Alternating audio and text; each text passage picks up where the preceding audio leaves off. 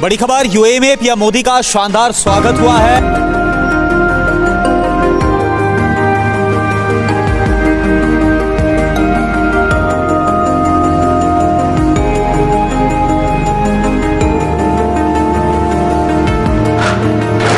बुर्ज खलीफा पर तिरंगे के साथ पीएम मोदी की फोटो भी नजर आ रही है। देखिए तस्वीरें हम आपको दिखा रहे हैं।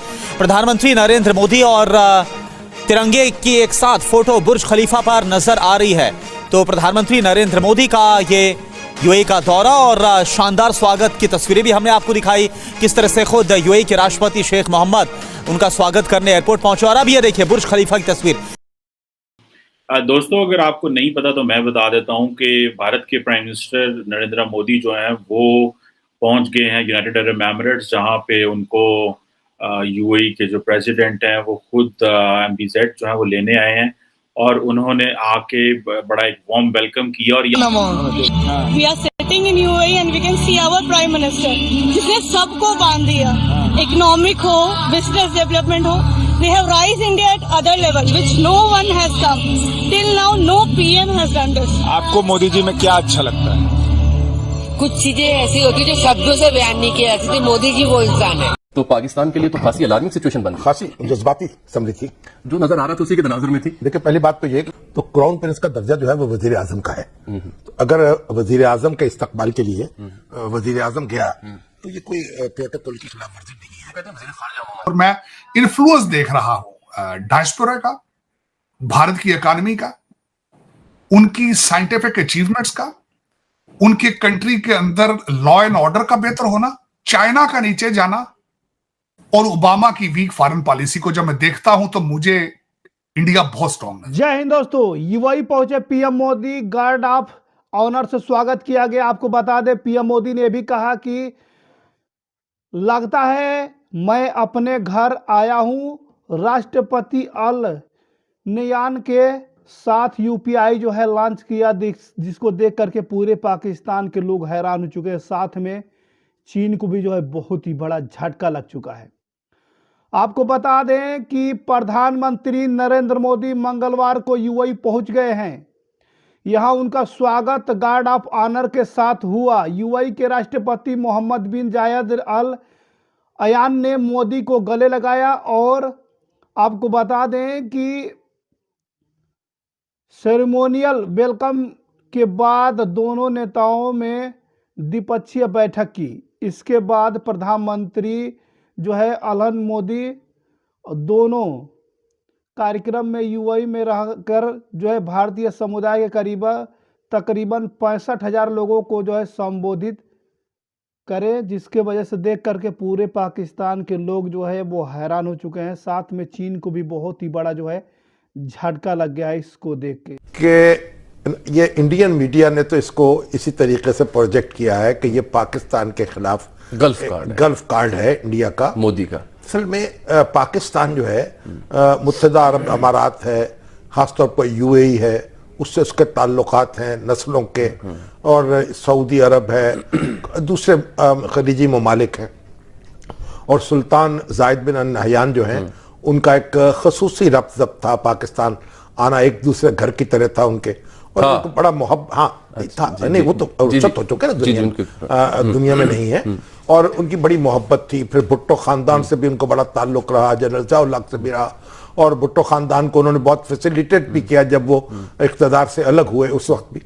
तो लेकिन देखिए, अब इंडिया जो है उसके यानी मेरे ख्याल कोई 26 लाख के करीब इंडियंस जो हैं, 2.8 मिलियन, जो 28 लाख के करीब इंडियंस जो हैं वो यूएई के अंदर मुकीम हैं, और मुख्तलिफ यानी बिजनेस भी कर रहे हैं, मुख्तलिफ शोबों में खिदमत अंजाम दे रहे हैं। उनकी तादाद इतनी है कि मुकामी आबादी से बढ़ गई है। तो पाकिस्तानी भी हैं, लेकिन पाकिस्तानी और बांग्लादेशी अगर मिला लिए जाए तब भी मेरा ख्याल इंडिया की तादाद ज्यादा होगी। और इंडिया को एक ज़र मुबादला बड़ी कसीर मिकदार में वहां से मिलता है। खुद पाकिस्तान को भी कसीर मिकदार में मेरा ख्याल $3 अरब से ज्यादा की रकम है जो वहां से आती है, और पाकिस्तानी भी बड़ी कसीर तादाद में वहां है। और यूएई ने पहली बार तारीख में एक मंदिर भी तामीर करने की इजाजत दी है अबू धाबी में। दुबई में हालांकि हैं दुबई में 2 बंदर हैं, एक गुरुद्वारा है, लेकिन अबू धाबी में ऐसा नहीं था। और यह भी खबर आई है कि एक मुसलमान बिजनेसमैन है, उसने कुछ 5 एकड़ जमीन भी इसके लिए हत्या की है, या इसके लिए हत्या की है या किसी इससे पहले हत्या करने का ऐलान कर कहा जा रहा है कि 2013 में उन्होंने ऐलान किया था, लेकिन इजाजत नहीं अब मिली है। हाँ जी, सो इट मींस के जो मुस्लिम वर्ल्ड है वो इंडिया को मजहबी लेंस से नहीं देखती।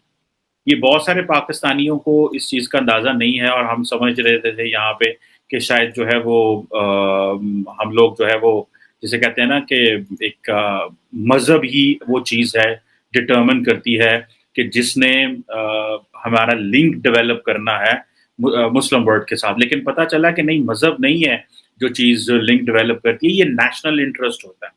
अब यूएई और इंडिया का जो नेशनल इंटरेस्ट है that is on business, bilateral trade, investments in Kashmir, जो फ्री ट्रेड है उसके ऊपर बात कर रहे हैं। $100 बिलियन की वो ट्रेड करने लगे 2030 तक। I2U2 में वो पार्टनर हैं। तो अब आप इमेजिन करें कि अगर इंडिया की जो पार्टनरशिप है वो अमीरातीज के साथ इस तरह की है, तो आप क्या समझते हैं कि where does Pakistan stand in that? आपको पता है कि इस वक्त पाकिस्तान ने, मैं मोस्ट रिसेंटली आपको आज की खबर दे रहा हूँ, ठीक है जी, पाकिस्तान ने अमीरातीज को कहा है कि हमें बिलियंस ऑफ डॉलर्स चाहिए इन टर्म्स ऑफ कि हमें जो है वो ताकि हम जो लोन्स पे कर सकें। अमीरातीज ने उसके ऊपर शर्त लगा दी, वो कहते हैं ठीक है, आप हमसे पैसा लेना चाहते हो, ठीक है हम कर लेते हैं, लेकिन जो publicly listed government owned companies हैं उसमें हमारे शेयर्स दें, हमारा माइनॉरिटी शेयर दें। 10 से 12% शेयर उन्होंने अमीरातीज ने मांग लिया है पाकिस्तान से। ये यूएई की गवर्नमेंट ने एक ऑफर की है, और बड़ी फेयर ऑफर मुझे लगती है। द रीजन बिहाइंड है, आपको कोई बंदा पैसा नहीं देगा। चाइनीज ने $2 अरब का रोल ओवर किया है जो कि होना था, और फिर यह है कि अभी कुछ $2.3 बिलियन उन्होंने जो हमें रिसेंटली बेचा है। अब यह है कि पाकिस्तान जो है वो बेसिकली यूएई का फ्रेंडली कंट्री है, हमारे बड़े अच्छे दोस्त हैं, हमारे बड़े अच्छे ताल्लुकात हैं, लेकिन जारी बात है हम वहाँ जाते हैं पैसा मांगने, हम जाते हैं वहाँ पे कर्जे मांगने जाते हैं, तो उस हिसाब से वो हमें देखते हैं कि ये भाई हमारे पार्टनर नहीं है, वो हमें जूनियर पार्टनर समझते हैं। और हमें इस चीज़ का अगर नहीं अंदाज़ा, हम क्योंकि खित्ते में बड़ा अपर हैंड रखना चाहते हैं, तो लेकिन जो वर्ल्ड जो है वो हमें खित्ते में अपर हैंड नहीं दे रही। हमें खित्ते में अपर हैंड तब मिलेगा जब हम इकोनॉमिकली सेल्फ सफिशिएंट हो गए। अभी ये जो अमीरातीज ने प्रपोजल भेजा है, ये बेसिकली इस तरह का प्रपोजल उन्होंने इजिप्ट को भी एक भेजा था, और उन्होंने इस पे मेरा ख्याल है जो स्टेट ओन्ड कंपनीज थी उसमें कोई $2 अरब का इन्वेस्ट किया था।